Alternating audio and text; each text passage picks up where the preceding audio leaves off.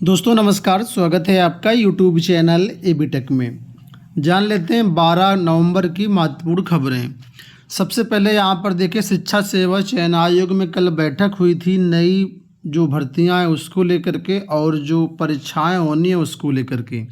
आप लोग जानते हैं कि नई भर्तियाँ भी लाइन में हैं, जिसके लिए अध्याचन की प्रक्रिया चल रही है।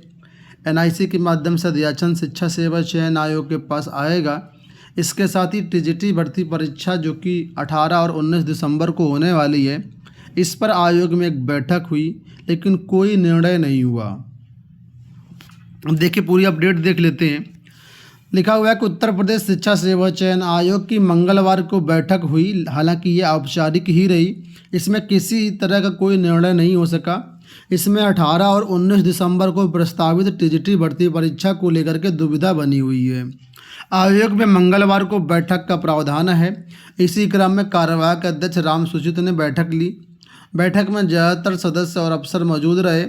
इस दौरान कार्यालय संचालन, संविदा कर्मचारियों के वेतन, भर्ती आदि बिंदुओं पर चर्चा हुई। असिस्टेंट प्रोफेसर भर्ती के इंटरव्यू, शिक्षक पात्रता परीक्षा यानी यूपीटीटी, टीजीटी भर्ती परीक्षा जैसे बिंदुओं पर चर्चा नहीं हुई। उधर आयोग में नए अध्यक्ष की नियुक्ति को लेकर के कई तरह की चर्चाएं होती रहीं। अध्यक्ष की नियुक्ति में देरी के कारण ये भी चर्चा रही कि पूर्व में लिए गए आवेदनों में से कोई योग्य नहीं पाया गया। अध्यक्ष पद के लिए अब दोबारा आवेदन जारी हो सकता है। तो ये हाल है। देखिए दोस्तों, अब आपके सामने है, आयोग में खुद इस बात की चर्चा है कि जो नए अध्यक्ष के लिए आवेदन लिए गए थे, आप लोग जानते हैं 21 अक्टूबर तक फॉर्म भराए गए थे। तो चर्चा ये है कि उनमें से कोई भी योग्य नहीं है। ऐसे में दोबारा से आवेदन लिए जाने की संभावना है। ये चर्चा या ऑफिशियल नहीं है, ठीक है।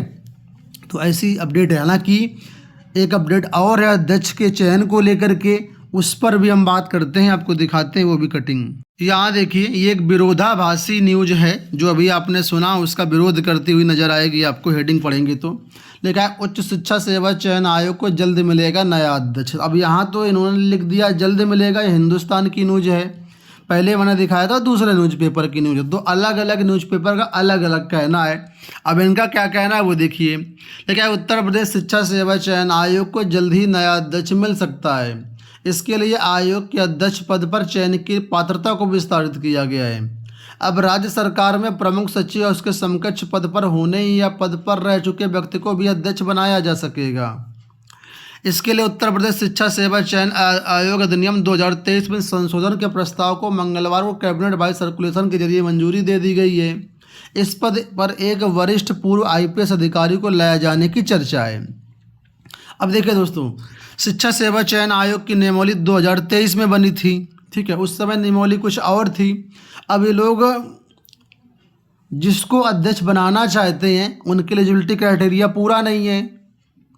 तो इन्होंने क्या किया है, नए आयोग की जो नियमावली है जिसमें अध्यक्ष के एलिजिबिलिटी क्राइटेरिया के बारे में बताया गया, उस नियमावली को ही चेंज कर दिया है, ठीक है। उसी के बारे में यहाँ पर देखिए बताया गया है कि उत्तर प्रदेश शिक्षा सेवा चयन आयोग की जो अधिनियम नियमावली है उसमें संशोधन कर दिया गया है और कैबिनेट बाई सर्कुलेशन से इसको मंजूरी भी मिल चुकी है, ठीक है। इस पर एक पूर्व आईपीएस अधिकारी को लाए जाने की चर्चा है। तो यहाँ पर ये देखिए अपडेट है। आगे देखिए, यहाँ पर बताया गया है कि अब यह शिक्षा सेवा चयन आयोग जो है संशोधन अध्यादेश कहलाएगा। अब इसमें संशोधन करते हुए भारतीय प्रशासनिक सेवा का या सदस्य हो या रहा हो और राज्य सरकार में प्रमुख सचिव का पद या उसके समकक्ष धारण किया हो, पहले ये चीज़ थी। इसके स्थान पर क्या हो गया है, अब वो देखिए। इसमें लिखा है राज्य सरकार में प्रमुख सचिव का पद या उसके समकक्ष पद पर हो या रहा हो, इसको प्रतिस्थापित कर दिया गया है। शिक्षा सेवा चयन आयोग के अध्यक्ष का पद कीर्ति पांडे के इस्तीफे के बाद से रिक्त हुआ है। तो कुल मिलाकर के ये जो नियमावली है इसमें चेंज कर दिया गया है और इसमें जो पूर्व आईपीएस अधिकारी हैं उनको लाए जाने की चर्चा है अध्यक्ष के रूप में। अब एक तरफ कहा जा रहा है आयोग में चर्चा है कि कोई योग्य नहीं मिला है, एक तरफ नियमावली बदली जा रही है, नए एलिजिबिलिटी क्राइटेरिया लाए जा रहे हैं। इसका मतलब आप अपने हिसाब से निकाल सकते हैं, ठीक है।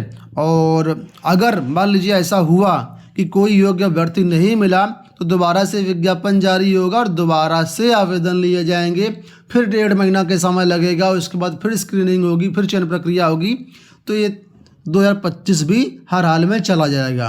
रही बात टीजीटी परीक्षा की, तो उसको मान लीजिए कि 99% चांसेज हैं कि परीक्षा पोस्टपोन्ड होगी। उस पर आज तक कोई निर्णय नहीं लिया गया है। यूपी बोर्ड की बात कर लेते हैं। तो बोर्ड परीक्षा का टाइम टेबल जारी किया गया था, लेकिन कुछ उसमें आपत्तियां थीं। प्रिंसिपल्स को आपत्तियां ये थी दोस्तों कि हाई स्कूल की हिंदी की परीक्षा और इंटर की हिंदी की परीक्षा दोनों को एक ही पाली में एक ही डेट में लगा दिया गया था। इससे परीक्षा केंद्रों को समस्या हो रही थी।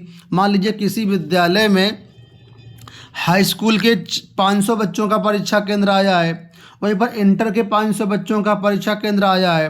तो जब एक ही पाली में एक दिन परीक्षा थी तो उस सेंटर को 1000 बच्चों की व्यवस्था करनी पड़ेगी बैठालने की, जबकि वहाँ पर व्यवस्था केवल 500 की। तो ये पॉसिबल नहीं हो रहा था, इसलिए यहाँ पर आपत्तियाँ गई थी। उनको ध्यान में रखते हुए यहाँ पर आपत्तियों का निस्तारण करते हुए नया टाइम टेबल जारी कर दिया गया है। इसमें कुछ संशोधन है, वो देखिए आप सामने। 18 फरवरी को अब प्रथम पाली में हाई स्कूल की परीक्षा होगी हिंदी की, और 18 फरवरी को द्वितीय पाली में इंटरमीडिएट की हिंदी की परीक्षा होगी। पहले दोनों परीक्षाएं एक ही पाली में मॉर्निंग में ही थी। ये परिवर्तन किया गया है। और दूसरा परिवर्तन यहाँ पर 12 मार्च की परीक्षा में किया गया, जिसमें इंटर की परीक्षा जो है वो सेकंड पाली में कर दी गई है। बाकी शेष कार्यक्रम जो है वो पहले के अनुसार ही है। एक बड़ी अपडेट दोस्तों एलटी ग्रेड को लेकर के है। एलटी ग्रेड में आप लोग जानते होंगे आयु सीमा को लेकर के इलाहाबाद हाई कोर्ट में केस लगा हुआ था, जिस पर 10 नवंबर को आदेश जारी किया गया है। इस 10 नवंबर के आदेश में हाई कोर्ट ने कहा है कि आयु सीमा में छूट देने के मामले को लेकर के सरकार सहानुभूतिपूर्वक विचार करे और अगर पॉसिबल है तो मौका दे जो आयु सीमा में जो ओवर एज हो चुके हैं। बात यहाँ पर स्पेशल बीएड को लेकर के है। स्पेशल बीएड की जो दोस्तों भर्ती है वो 8 साल बाद आई है, ठीक है। और 8 साल बाद जब भर्ती आई है तो बहुत सारे अभ्यर्थी कोरोना के कारण या अन्य भर्तियों के कारण जो नहीं आ पाई, उसके कारण ओवर एज हो गए। तो यहाँ पर इन लोगों ने याचिका डाली थी कि अन्य भर्तियों में, उत्तर प्रदेश की भर्तियों में, जैसे कि पुलिस भर्ती में ऊपरी आयु सीमा में छूट दी गई है, तो यहाँ पर भी मिलनी चाहिए। तो कोर्ट ने दलीलों को सुनने के बाद ये एक्सेप्ट किया कि 8 साल बाद भर्ती आई है, इस वजह से यहाँ पर छूट मिलनी चाहिए। लेकिन सरकार को बाध्य नहीं किया, सरकार को फोर्स नहीं किया है कि आप छूट दे ही दो। सरकार, कोर्ट ने कहा है कि सरकार इस पर देखे, सहानुभूतिपूर्वक विचार करे और अगर ठीक हो तो मौका मिलेगा। तो कुल मिलाकर के सरकार का इसमें निर्णय क्या होगा क्या नहीं होगा ये देखने वाली बातें होंगी।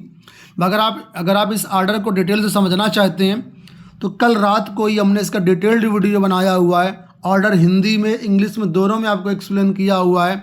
आप उस ऑर्डर को पढ़ करके ज़्यादा समझ सकते हैं। वीडियो का लिंक आपको लास्ट में इसी वीडियो में एंड स्क्रीन में मिल जाएगा। दोस्तों ये होगा आज की सारी अपडेट। इस वीडियो में इतना ही। धन्यवाद।